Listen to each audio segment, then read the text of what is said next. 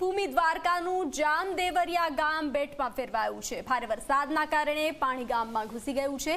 કલ્યાણપુર તાલુકામાં ભારે વરસાદથી મુશ્કેલી સર્જાઈ છે। સતત વરસાદના કારણે ખેતરોમાં પાણી ભરાયા છે। ગામના નદી નાળા છલકાઈ ચૂક્યા છે। તો દ્વારકાની સ્થિતિ આપ જોઈ રહ્યા છો। દ્વારકા જળમગ્ન થયું છે। દેવભૂમિ દ્વારકાનું જામદેવરિયા ગામના આ દ્રશ્યો છે, જ્યાં ગામ નદીમાં ફેરવાયું છે। ભારે વરસાદના કારણે ગામ પાણીમાં ગરકાવ થયું છે। તો દ્વારકામાં વરસાદ વરસ્યા બાદ હાલાકીના દ્રશ્યો સર્જાયા છે। તંત્રની પ્રી મોન્સૂન કામગીરીની પોલ ખુલી છે। ગઈકાલે પડેલા ભારે વરસાદના કારણે પાણી હજુ પણ ઓસર્યા નથી। વરસાદી પાણીનો નિકાલ ન થતા લોકોને હાલાકી ભોગવવાનો વારો આવ્યો છે। ભદ્રકાળી ચોક, ISKCON gate, railway station road જેવા વિસ્તારોમાં પાણી ભરાયા છે। લોકોને પાણીમાંથી પસાર થવા મજબૂર લોકો થયા છે।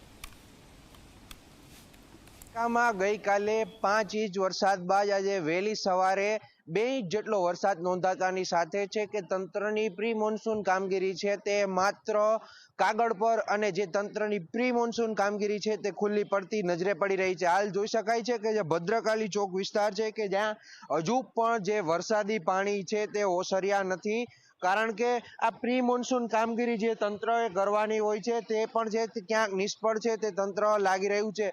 આ વિસ્તારની અંદર કેટલીક હોટલો હોય અને કેટલીક બેંકો પણ આવેલી છે, ત્યારે જે વિસ્તારની અંદર જે કર્મચારી હોય, બેંક કર્મચારીઓ, તેને પણ આ મુશ્કેલીનો સામનો છે તે કરવો પડી રહ્યો છે। સાથે જ જે યાત્રિકો હોય, યાત્રિકોને પણ આ મુશ્કેલીનો સામનો છે તે કરવો પડી રહ્યો છે। હાલ જે આ તીનબત્તીથી લઈને જે ભદ્રકાળી ચોક અને ભદ્રકાળી ચોકથી લઈને રબારી ગેટ સુધીનો જે માર્ગ છે કે ત્યાં આ જે ઘૂંટણસમા પાણી છે તે ભરાયા છે, હજુ પણ છે તે ઓસર્યા નથી। ત્યારે વાત કરીએ તો જે તંત્રની પ્રી મોન્સૂન કામગીરી છે તે ક્યાંક છે તે કાગળ પર જ જોવા મળી રહી છે અને હજુ પણ કેટલા સમયની અંદર પાણી છે તે ઉતરે તેવી લોકો છે તે રાહ જોઈ રહ્યા છે। જયદીપ લાખાણી, G24 કલાક, દ્વારકા।